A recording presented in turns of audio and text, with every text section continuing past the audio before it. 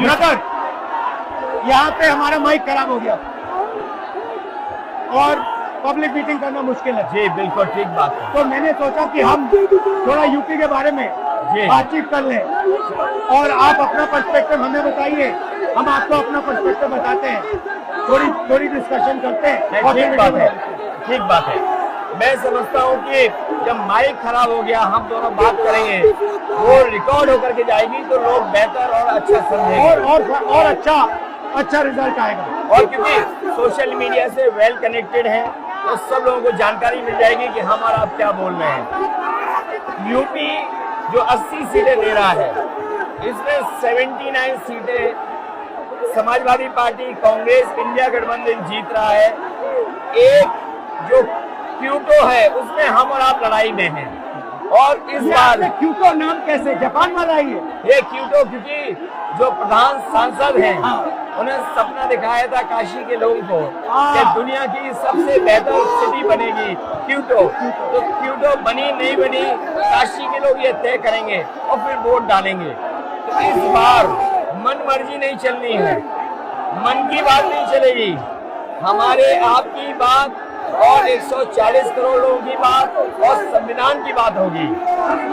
और आपने देखा, हम सब ने देखा कि यूपी को नरेंद्र मोदी जी ने बेरोजगारी का सेंटर बना दिया और इतनी बेरोजगारी की है, ये जितने बच्चे दिखाई दे रहे हैं ये दिखाओ, वो लोग हैं दिखाओ जो अग्निवीर या पेपर जिसकी वजह से इन्हें नौकरी नहीं मिली है और ये सब रोजगार नौकरी चाहते हैं। बीजेपी ने जो झूठे सपने दिखाए थे इन्वेस्टमेंट मीट के, जो झूठा सपना दिखाया था डिफेंस एक्सपो का, जो सपने बेचे थे G20 में, लेकिन इन नौजवानों को न नौकरी मिली न रोजगार मिला, आज ये खाली हाथ हैं।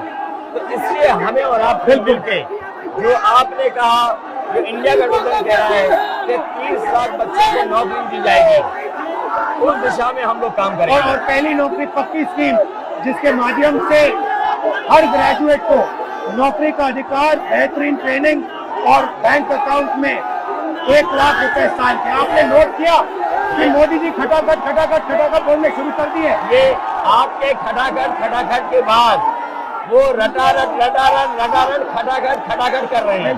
अच्छा, आप एक बात बताइए, मुझे क्यूरियोसिटी है, थोड़ा आप अपने पापा के बारे में मुझे बताइए जी। मुलायम सिंह यादव जी के बारे में बताइए। आपने उनसे क्या सीखा? नेताजी और उनके साथ के लोग बिल्कुल जमीनी राजनीति करते रहे। हालांकि नेताजी कुश्ती, पहलवान और गाँव के थे। करते हो कुश्ती? नहीं, मैं कुश्ती नहीं कर पाया जीवन में, क्योंकि मैं मिलिट्री स्कूल में चला गया तो कुश्ती नहीं कर पाया। लेकिन नेताजी इसीलिए धरती पुत्र बोले गए कि वो जमीन की बात को समझते थे। धरती पर जो लोग हैं उनकी क्या भावना है उसको लेकर के वो आगे बढ़ाना चाहते थे। और आपका इस क्षेत्र से और इस शहर से आज का लगाव नहीं है, न जाने कितने सालों पुराना लगाव है। जो इमोशनल कनेक्ट आपका इस शहर और शहर से है वो शायद और किसी राजनीतिक परिवार का नहीं होगा। तो नेताजी से उनका हार्डवर्क और अपने लक्ष्य के लिए लगातार काम करते रहना, जो गैर बराबरी की लड़ाई डॉक्टर राम मनोहर लोहिया यहीं लड़े थे।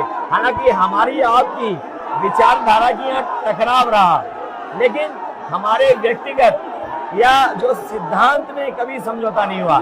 सिद्धांत को लेकर के हमने आपके साथ खड़े हुए और कई बार खड़े हुए, और आपकी भी पार्टी सिद्धांत से बहुत करीब रही समाजवादियों के। बट मुझे लगता है कि अब एक नई तरीके की पार्टनरशिप बन रही है, क्योंकि जो इस बार हमारा कोऑपरेशन है, शायद पहले ऐसा कोऑपरेशन नहीं हुआ। मतलब बिल्कुल सब जुड़ गए। सबसे अच्छा ये है कि जितना उन्होंने कहा 2 लड़कों की जोड़ी, उतना युवा आपसे, हमसे, इंडिया गठबंधन से और जुड़ गया। तो ये नेचुरल अलायंस है, और नेचुरल अलायंस इसलिए लोग महसूस कर रहे हैं कि वो चाहते हैं कि नौकरी और रोजगार मिले, नौकरी और रोजगार मिले। तो ये बड़ी भावना है कि हमसे आपसे ये यूथ कनेक्ट कर रहा है। सबसे बड़ी बात, महंगाई की चोट सबसे ज्यादा इन लड़कों को लगती है। हमारी थिंकिंग है और आपकी भी है कि ये जो 22-25 लोगों को नरेंद्र मोदी जी ने पूरा का पूरा धन पकड़ा है, उसको ठीक करने के लिए जो हमारे युवा हैं, माताएं बहनें हैं, उनको डायरेक्ट बैंक अकाउंट में पैसा देना। देखिए, ये जो लोगों के पास पैसा पहुंचने से जो अर्थव्यवस्था को लाभ मिलेगा, मैं समझता हूँ इनका भाग्य भी बनेगा और देश की अर्थव्यवस्था ही बेहतर होगी। ये जरूरी स्कीम है कि इनके अकाउंट में पैसा पहुंचे, जिससे थोड़ा बहुत जीवन स्तर इनका भी अच्छा हो। नरेंद्र मोदी जी डिबेट से क्यों डरते हैं? क्योंकि वो सच का सामना नहीं करना चाहते। पूरा उनका झूठ का गुब्बारा है।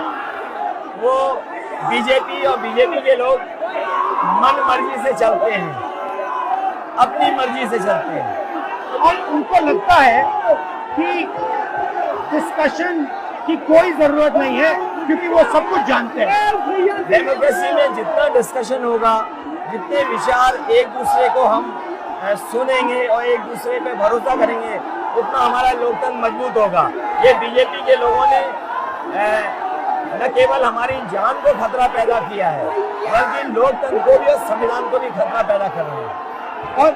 और इसका नतीजा दिख रहा है कि चाइना हमारी जमीन के अंदर आ गया, ये बेरोजगारी बढ़ती जा रही है, जो प्रोडक्शन होता है वो नहीं हो रहा है, और पूरा का पूरा एक्सटॉर्शन, ईडी, सीबीआई, ये लोग मतलब एक्सटॉर्ट कर रहे हैं। कई बार सुनने को मिल रहा है और सरकार स्वीकार नहीं कर रही है, लद्दाख की हमारी सीमाएं सुरक्षित हो गई, और अरुणाचल के आसपास या सीमा जो चीन से छू रही है वो बहुत असुरक्षित है।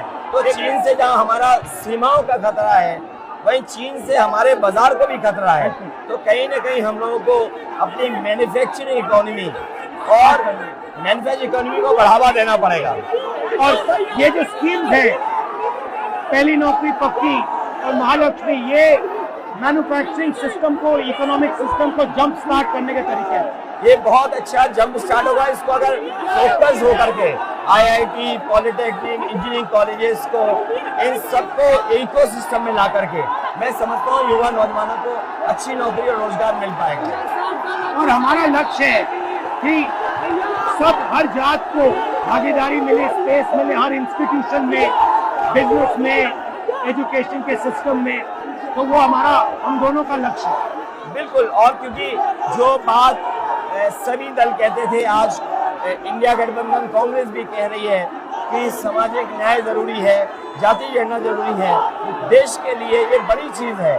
जो दुनिया में अमेरिका है, यूरोप है, अपने उन लोगों के लिए जो पीछे छूट जाते हैं, उनके लिए कुछ काम करते हैं। तो हमारा जो देश जाति के आधार पर पिछड़ा है, तो इसको आगे बढ़ाने के लिए ये बड़ी भूमिका होगी इस बार। बहुत अच्छा लगा, अच्छी बहुत अच्छी मीटिंग है। मुझे लगता है कि ये यूनिक मीटिंग है। क्या